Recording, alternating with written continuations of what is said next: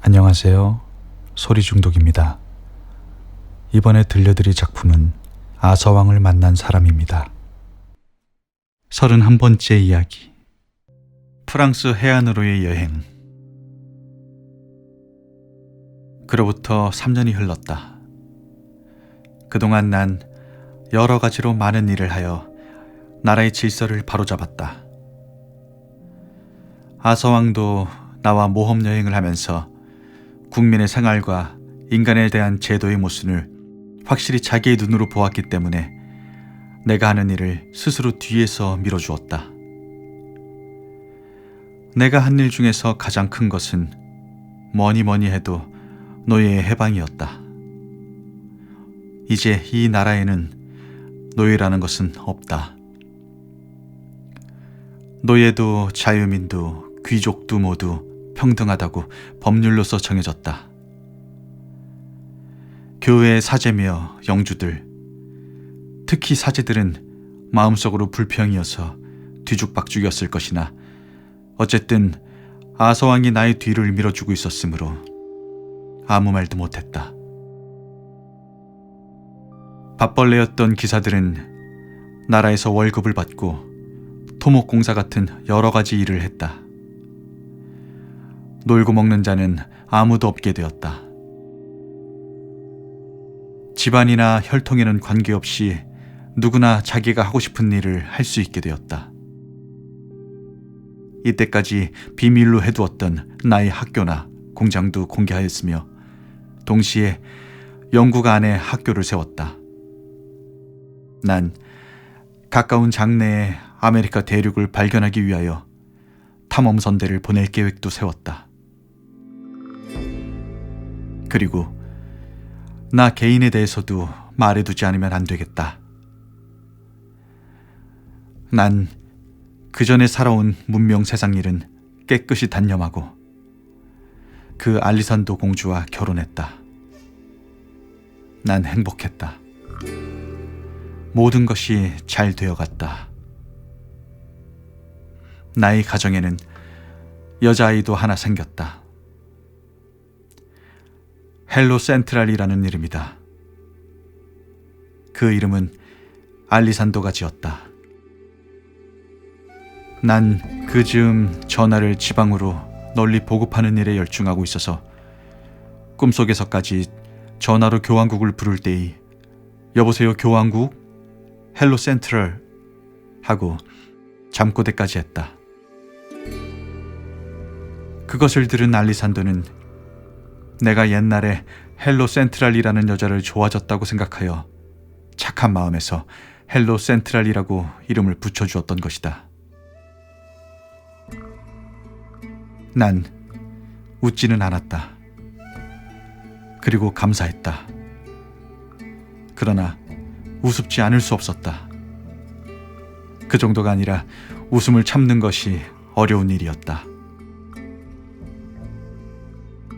온몸의 뼈가 모두 제멋대로 떨어져 나갈 것 같이 힘을 주어 참았기 때문에 덕택에 그 후 몇 주일은 걸을 때마다 뼈에서 빠드득 소리가 날 정도였다. 그 헬로 센트랄이 병을 앓게 되었다. 디프테리아였다. 나와 알리산도는 늘 붙어서 간호를 하여 쓰러질 만큼 지쳐 있었다. 그리고 어느 날, 안녕하세요. 따님의 병 어떻습니까? 찾아온 것은 무용이 비할 바 없이 뛰어난 랜슬롯 경이었다. 랜슬롯 경은 영국에 수많이 생긴 주식회사의 증권시장에서 주식의 상담을 하는 회의 회장을 하고 있었다. 화려한 갑옷을 입고 거기에 출석하는 도중 들려주었던 것이다. 그리고 곁들여 말해두는데 유명한 원탁 기사의 그 테이블은 지금은 주로 기사들이 질이 나쁜 주식을 어떻게 하면 시장에서 추방하느냐 또는 부당하게 주식이 오르내리는 데에 대한 의논을 하는 데 사용되고 있었다. 랜슬롯 경은 증권 장사를 해도 역시 내가 아서왕 이야기에서 읽은 대로 훌륭한 무인이었다.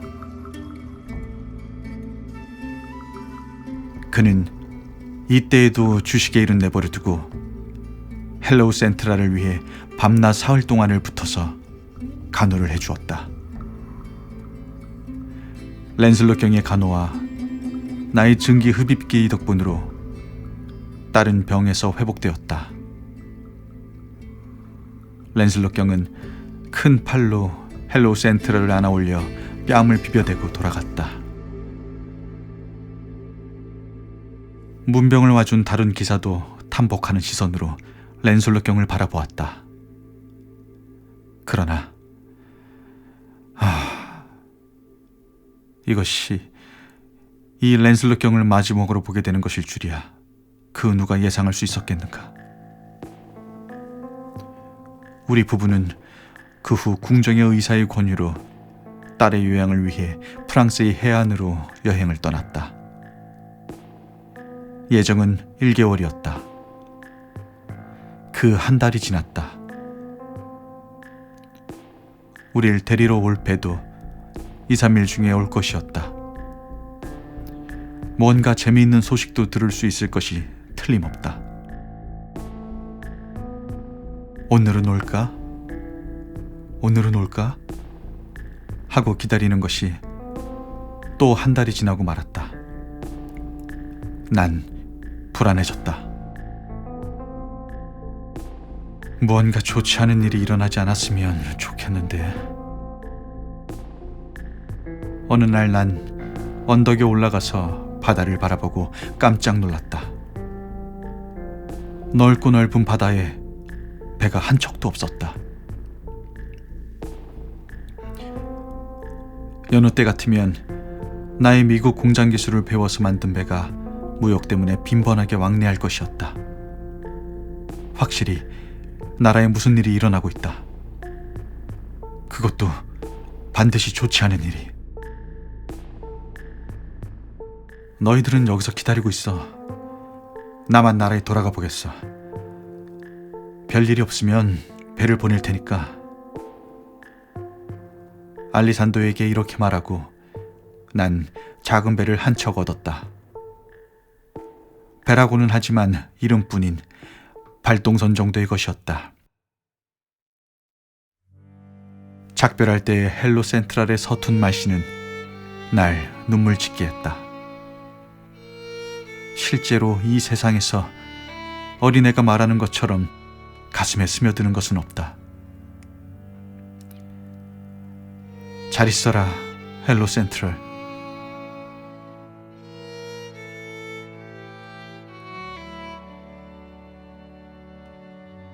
다음 날 아침, 난 영국에 도착했다. 이건 대체 어떻게 된 일이냐? 항구의 배는 죽은 것처럼 오그라들어 움직이지 않고 일요일이어서 번잡해야 할 캔터베리 성당이나 거리에는 사람의 그림자 하나 없었다. 가는 곳마다 죽음의 고요가 감돌고 있었다.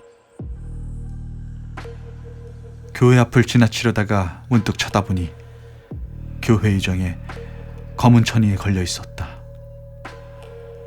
난 어느 정도 알 것 같았다. 나라가 뒤집힐 것 같은 나쁜 일이 일어난 것이다. 그것엔 교회가 관계되고 있다. 난 허술한 차림으로 변장하고 함께 가던 사람들과도 헤어져서 홀로 행동하기로 했다. 그쪽이 사람 눈에도 띄지 않고 오히려 안전하다. 비참한 여행이었다. 교통기관은 모두 끊어지고 길을 가는 사람은 말을 하지 않고 웃음을 잃은 얼빠진 표정이었다. 화요일 밤 겨우 카멜롯에 도착해서 보니 이때까지 나의 발전소에서 보내는 전기로 밝게 비추고 있던 카멜롯은 깊은 어두움 속에 갇혀 있었다. 교회는 내가 쌓아올린 문화를 송두리째 뽑아치웠구나. 거리에는 사람의 그림자 하나 없었다. 나는 무겁고 괴로운 마음으로 어두운 길을 더듬어 나아갔다. 거대한 성이 언덕의 꼭대기에 검게 드러나 있었다. 문은 활짝 열려지고 병사도 없다. 도개교는 내려진 채였다. 난 성에 들어갔다. 무덤같이 조용하기만 하다. 나의 발자국 소리만이 헛되게 메아리 쳤다.